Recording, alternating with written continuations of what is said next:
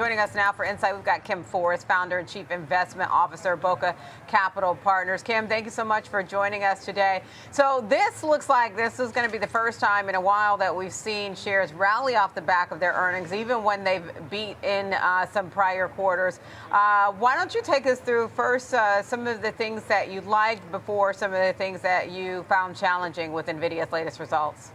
Sure. Well, I think the title, if I was back on the sell side writing about this, it would be like Porsche, except no substitute, or there is no substitute. Years and years ago, decades ago, that was Porsche's claim that no other car was as good as theirs. And I think NVIDIA has a real hold on the very high end and even the less than high end kind of products that product space. So the company is firing on all cylinders. Everybody wants their product. They're moving forward with good products. And it doesn't look like the biggest fear that an NVIDIA shareholder has is that somebody else comes up with a good enough chip that's cheaper. That doesn't look like it's happening. So those are all very strong indicators and why it's up today. And then with the, they obviously flagged in the earnings call, and we kind of knew that obviously ahead of time, the China chip export controls there and the impact there. Does that concern you at all, or do you feel like they're on the right track with addressing that hole? I think everybody's on the right track with addressing the whole thing. If you notice, outside of tech news and even the market, the Trump administration has a target on China, and they are trying to get them to do things in any way that they can. The latest thing, again, I don't really want to drag the news in here, but they're going to start denying Chinese students who have some kind of tie to the political party there, the right to or the ability to come in and attend our universities. So, they're throwing everything at it, and yes, NVIDIA is in the crosshairs there.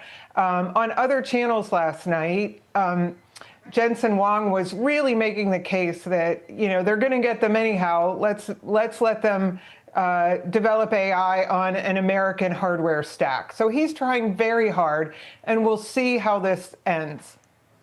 Okay. I'm curious to know your thoughts on data center revenue. Obviously, that was the biggest piece of their pie. You had strong growth there, but there was growth in gaming as well, and I'll talk to you about that in a moment. Do you like the direction you see with regard to data center, and does that to you still keep them clearly to me, it seems like they're clearly the front runner here?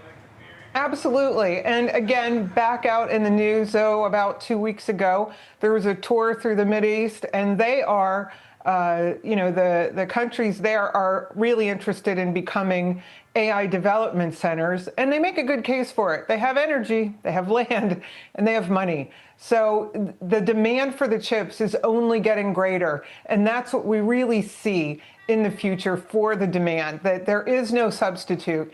And if you're going to buy the best, you're going to buy NVIDIA. How much does demand from the hyperscalers matter? Obviously they called out Microsoft with regard to off the back of their latest earnings, but we also know the hyperscalers have had talk about doing their own development of chips. How much does that matter to the future of NVIDIA? It matters in the very long term, and I'm talking beyond 3 to 5 years. Of course it matters. And I think everyone would like to have a slice of this market, but it takes a very, very long time to develop these chips. It's a multi-step process. You can't just design it on a piece of paper and whip it over the wall to, a fabricator like Taiwan Semi to make. There is a lot of steps, painful steps, in being able to design and deliver and then scale the production. So they have a very far lead, and I think investors with a shorter time frame, 3 years or less, probably have a good runway for themselves. Okay, I'm curious to know your thoughts on the performance in gaming. That was even better than expected. And, when you think about how the company started, that was essentially its origins.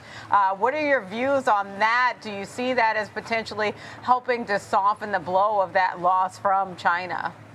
No, not at all. I mean, look at Well, I mean, it's good that gaming was up, but if you scroll back through their revenues, they were a company that maybe 10 years ago, 6 billion was a big deal to them, right? Like for a total yearly revenue. And now we're up in way beyond that at this point. So it is not softening, but it is kind of good that the company still has that magic and hasn't left that behind. It all of the AI stuff is leveraged off of what they were doing over in graphics. And I think that's important for the company to continue to pursue that. Although at this point, what's a few billion between friends? Yeah, no, you make a great point. And not even 10 years ago. If we go back to earlier in the pandemic, it was 5.7 billion. If we're talking about, earlier during that, and even at the beginning of the pandemic, it was, between, or right before the pandemic, between 3 and 2 billion, or a little more than that. Right. But in that range, not much more than 3 billion. So you make a great point. Any final thoughts you want to leave us with from your takeaways from NVIDIA's earnings, or anything that Jensen said on the earnings call? No, I think directionally he's correct. I always caution people, because I used to work in AI as a developer. A lot of the people who are building things out, like the CEO of Anthropic is saying, like, we're going to have 20% unemployment. I think that's ridiculous. They're talking their own book, just like everybody on this channel does. We are going to tell you, what we believe about where we think things are going. But I think that there's a lot of development that has to be done before truly autonomous computers are out there. And it's a really high bar. That last 10% is hard. You can look at autonomous cars and understand the problem that they have, because it's essentially AI only with a small slice driving. We had development here in Pittsburgh of autonomous driving, and we don't have that many cars because we have unusual conditions like weather and hills. Like, you can make 4 right turns and not end up at the same place in Pittsburgh because of our hills. And cars, it's hard to train them how to drive. It just is. Listen, Kim, I'm originally from Cleveland, so I know the Pittsburgh weather. Yes. All right, Kim, I'll leave our conversation there. That's Kim Forrest, founder and chief investment officer of Boca Capital Partners. Thank you, Kim.